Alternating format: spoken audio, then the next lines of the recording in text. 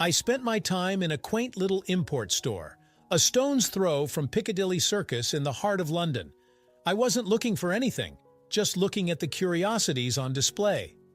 "Hello, Peter," I heard a familiar female voice softly call out a name I hadn't been addressed by in a long time. I turned and found myself staring into the green eyes that still made my heart race. It's amazing the gamut of feelings that can sweep over you in a split second. I felt a flutter in my chest, surprise, confusion, a desire to embrace this woman, and finally, cold bitterness. I stared at her for what seemed like 10 minutes, but probably less than 10 seconds. I am Peter, and I am a man who has weathered the storms of betrayal. "Hi, Barbara, what a surprise," I said, going back to watching, not wanting to engage her in conversation, but knowing full well that it was unavoidable. Barbara, I knew, would never leave things alone. "Do you have a few minutes to chat? I'll let you buy the girl a coffee and we can talk," Barbara offered teasingly.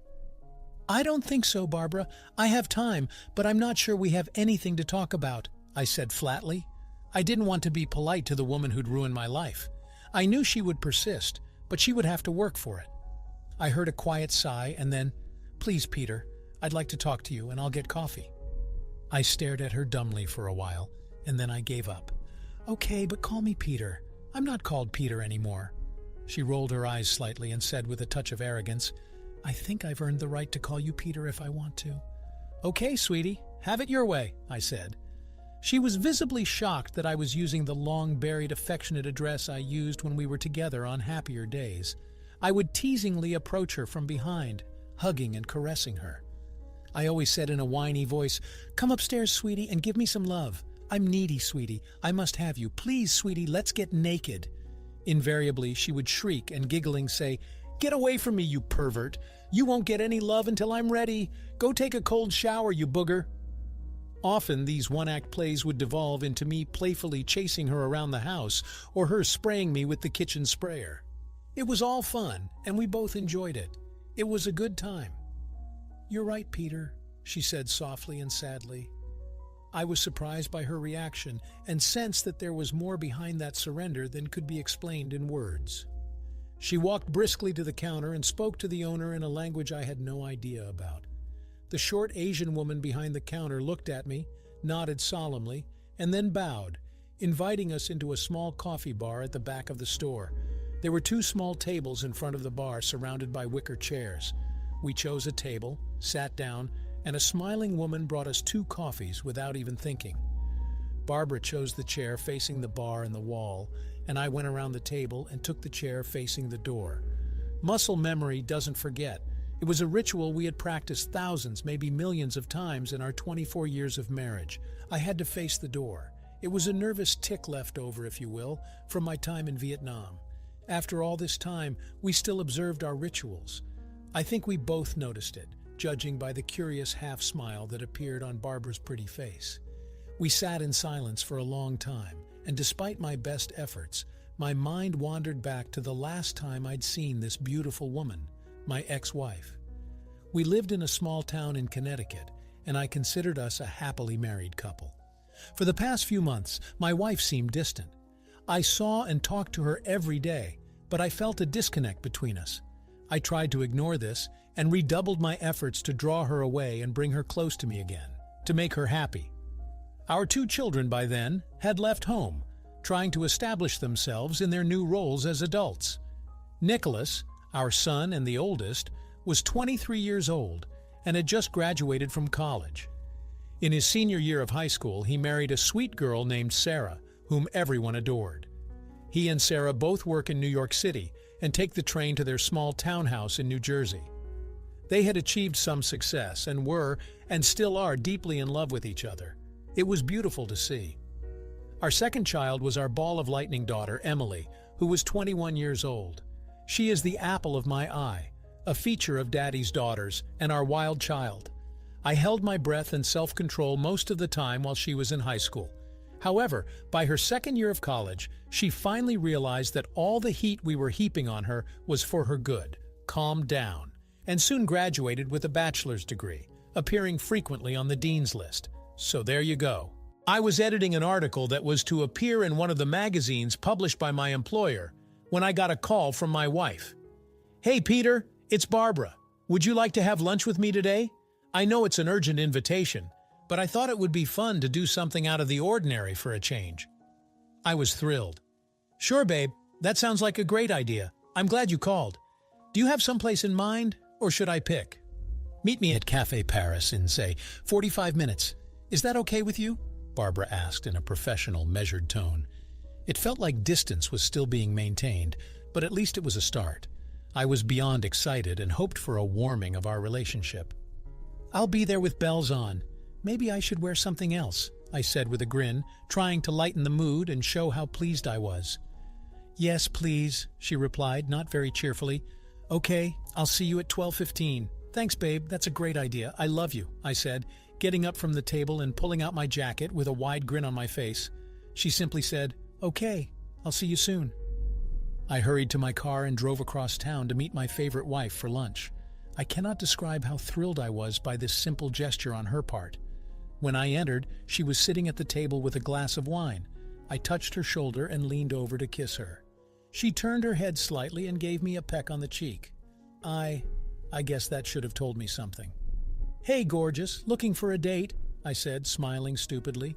She smirked slightly. "Let's order so we have more time to talk afterward." We ordered, and she started talking about some translation projects she was working on at the import-export company where she worked as a language specialist. I ate and listened to her, but I started to feel a little uncomfortable. She hardly touched her food. After the dishes were put away, she paid the bill with her business credit card, saying that everything was fine and that her boss knew she was treating me to lunch. She looked down for quite a while and was silent. I was about to ask what was wrong when she, looking me straight in the eye, said, "Peter, you can't just say that. Peter, I've been having an affair for about 8 months. I love him, and I want a divorce." I was stunned, shocked, and destroyed in one fell swoop. I stared at her in silence, unable to speak. My world split in half in an instant. Never in my life, not even after what I had seen in the war, had I been so shocked. I was broken at the core. I couldn't think. I couldn't speak. Everything was lost. I was lost. She went on to tell me that he was extremely wealthy, a billionaire in fact, and that he would be picking up all the costs of the divorce. Since he is so rich, they would not claim anything in the divorce. I could keep everything. I seem to remember her saying something about my little assets staying intact. At the word possessions, she made a disgusted gesture with quotes in the air. I knew she was talking, but I couldn't hear anything. It was as if I was in a tunnel where I could see my wife's lips moving, but I couldn't hear a sound. All the words were like bells ringing for my death. Then she continued, "This is what I want, Peter, and it's in our mutual interest if you don't resist. Fighting it will only prolong the agony, but the result will be the same. I'm leaving for Europe with him tonight, and I won't be back." She did say, "Won't be back any time soon, at least not until the divorce is final. Please let it happen without interference. You have always had a vested interest in my happiness, and this is something that will make me very happy. I'll call the children when I'm settled in Paris. I'm not sure how they will take it, but you needn't worry about that." With those words, she got up and walked out of my life, and I was still sitting there, not believing what had happened. The kids, as it turned out, didn't take to it very well. They were just as stunned and hurt as I was. She never called them, and I had to break the news to them myself. I was effectively accused of killing her and disposing of her body. The months following my wife's passing were horrible. My children and I fought fiercely, digging into our hearts about what we had done to make it happen and exchanging accusations. I was able to get the name and some information about Barbara's beau from her office unofficially. I then started searching the internet for any pictures or articles about him. Fortunately, I was able to find several photos of him with a radiant Barbara in his arms, taken after she had left, which definitively disproved the suggestion that I had anything to do with her disappearance. Interestingly, she was not mentioned in any of the photos, even though several people were listed in the captions. They were trying to keep their home life private. After about a year, I was able to get my new life together, and began to take an interest in life again. During this time, I became friends with a few select disgruntled employees of Barbara's former employer. I found out that senior executives not only knew about Barbara's affair, but also provided cover for her. It seems that some of her beau's companies provided a lot of work and products for trade, so they thought it was in their best interest to make him happy. They even sent out memos to some employees advising them to keep things quiet and ignore what was going on. Barbara's scheming took place on company time. Can you say lawsuit? Yes, I sued them. Now I'm living quite comfortably off them. I don't get my pound of flesh from Barbara or her beau. Note, part of our divorce agreement was that I would never reveal the identity of her beau, blah blah blah, but I don't mind making the guilty party feel my pain. It's been 3+ years since our last lunch, and I found myself sitting at a communal table across from my favorite ex-wife. She still looked very beautiful, the best clothes, hair, and makeup that money could buy, but she had a tired, sad look. Those soulful green eyes of hers, the eyes I'd always adored, told me nothing. She seemed to be dead inside. When she was happy or excited, those eyes would dance, flash, and sparkle with life. Today, the fire had gone out. Happiness was still eluding her. "You look good, Peter. Probably lost weight and got a little more muscular." She started the conversation. "Thank you," I said simply. This was her show. She wanted it, and she could pull it off. "I can't believe we ran into each other in London. What are the odds?" she continued. "Yeah, it's pretty hard to believe," I parried. "I've been doing a lot of translating in my new position, and I've even learned a couple of new languages." She continued to fish around for an opportune moment. "I've always been impressed by that about you. You're a very talented and beautiful woman." I finally opened up. She suddenly lowered her eyes and wept. "Thank you," she whispered. "I haven't been getting any recognition lately. I'm not sure anyone even knows I'm alive. I thought your husband was going to put you on display." "He never married me. I'm just an adult toy that can speak multiple languages. If he wants to make a good impression on someone, he takes me out to show them a good time and talk to them in their language. A 40-year-old American woman who can speak more than English can show people around almost anywhere and is willing to get late is, I think, rare. I've become a valuable whore," she said sadly. "What? Why don't you leave? Get on the nearest plane and get the hell out of Dodge," I said hopelessly. "It's complicated. I live a very, very good life, but I'm being watched all the time. It would be very hard for me to leave. The only reason I can talk to you now is because we met by chance and I didn't leave the store. Also, Ma, the owner, is a friend of mine, and she kind of has my back if I need to hide for a while." It sounds awful, but I guess it's your choice. Okay, let's change the subject. Why didn't you ever call the kids? I had a really hard time convincing them that I didn't kill you or get rid of your body. They were devastated that they never heard from you. I was now insisting on answers. She only seemed to sink further into sadness. I wasn't allowed. I left that afternoon on a private jet, and access to my former life was completely cut off from me. As I said, I was being watched all the time.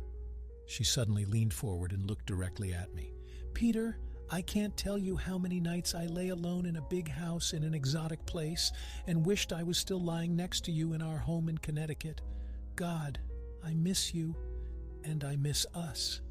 She sighed, her voice thick with a melancholic longing. I could feel myself reverting to an old habit, fixing everything to make Barbara happy. I saw myself being sucked back in and froze. Wait, I said, raising my hands in surrender. "I can't fix your life for you. What's more, I will not fix your life. How dare you sit here and whine about your life? You did this. You chose this. A whole bunch of people I dearly love had to live and deal with the situation you created for them. It was not what they wanted or chose for themselves. Their lives were forever changed because of choices and decisions that you made without their consent or participation." My voice grew louder and sharper, fueled by years of suppressed anger. "I happened to run into you for the first time in 3 years, and it's already all about you? Damn, I'm already tired. You know, you haven't asked about your kids yet. What kind of mother does that? For your information, you're a grandmother now. Nicholas and Sarah have a cute little girl who's going to be 2 in a couple of months if you're interested. Her name is Donna Lynn. Your daughter Emily, remember her? She's planning on marrying a nice guy named Tom in about 6 months. She's still hoping you'll be at the wedding, but it's really hard when we have no address or way to contact you. Maybe I'll send an invitation here." I started hyperventilating and paused, but I was on a roll. All my pent-up anger and resentment was spilling out. As far as I was concerned, what the hell did I do to deserve the kind of treatment you subjected me to? I loved you with everything I am and everything I had. You left me without even saying goodbye. Do you realize that you never once apologized for ruining my life? Don't sit here and whine. Asterisk. You asterisk ruined everything. You lost us. You lost asterisk me asterisk. Are you looking for a shoulder to cry on? You can't do that here. You killed that privilege 3 goddamn years ago in a little cafe in Connecticut. I was about to get up and leave, just like she did 3 years ago, when an angelic voice with a distinctly English accent broke into the fiery twilight. "Peter, I sure as hell can't leave you alone for even 5 minutes without you chatting up some beautiful woman. I swear I should beat you half to death," she joked, trying to look angry, but her blue eyes flashed with mischief. I was so engrossed in my rant that I didn't even notice Melissa walk in. I smiled warmly. "Hi, baby. Melissa, I'd like you to meet Barbara, my ex-wife. Barbara, this is my friend Melissa." Barbara was still reeling from my verbal assault, and now she was face to face with her replacement. She was silent, struggling to keep her composure. Melissa simply extended her hand in the traditional friendly gesture and said, smiling, "I'm very pleased to meet you, Barbara. Peter has often mentioned you, but not very warmly, I'm afraid. I suppose I should thank you for letting that lusty fellow go and giving me a chance to get a grip on him. He can be quite a nuisance, but I am gradually accustoming him to the house." Melissa looked at me and smiled broadly. She stroked my shoulder fondly and continued, "Peter, my crazy Peter, I'm afraid we must be off if we are to catch the train to Ely. I'm sorry to interrupt you, but I'm worried about the time." I patted her leg. "Don't worry, my sweetie. I'm just finishing up." Then I turned to the still struggling Barbara and said, "We have to run, but thanks for the coffee and for your time. I'll tell the kids you said hi for me and tell them you said you love them, even though that's a bit of a lie." I shook her hand and then said, "I hope, Barbara, that you find your happiness someday, but I'm afraid you're looking in the wrong place. Thank you also for 23 good years. They were mostly happy years for me, and I thank you for that. Goodbye, Barbara." Barbara continued to sit with the same shocked look as I had 3 long years ago. Melissa and I stepped out into the bustling life of London to meet the appointed train. She never asked about the reunion, but I think she heard enough to know that it was not a joyous reunion. For the first time in a long time, I felt free. Yes, I felt free, and even a little happy. Let's conclude the story shortly. As Melissa and I stepped out into the bustling life of London, the weight of the encounter pressed heavily on me. Barbara, still frozen in that cafe, mirrored the shattered man I had been 3 years ago. Melissa, bless her soul, never pried, but the air thrummed with unspoken questions. Her presence, her warmth, was a lifeline pulling me back to the present. On the train to Ely, the rhythmic clatter of the wheels against the tracks became a soothing mantra. The English countryside, a tapestry of rolling green hills and quaint villages, unfolded before us. Its serenity began to seep into my soul, slowly replacing the turmoil within. That night, nestled in Melissa's arms, a strange peace settled over me. It wasn't the euphoric bliss of new love, but a deeper, more profound sense of closure. The ghost of Barbara, the specter of my shattered past, finally began to fade. I realized then that forgiveness, true forgiveness, wasn't about absolving her, but about releasing myself from the shackles of bitterness and resentment. It was about reclaiming my happiness and my future. And as the dawn broke over Ely, painting the sky in hues of rose and gold, I felt a new lightness in my heart.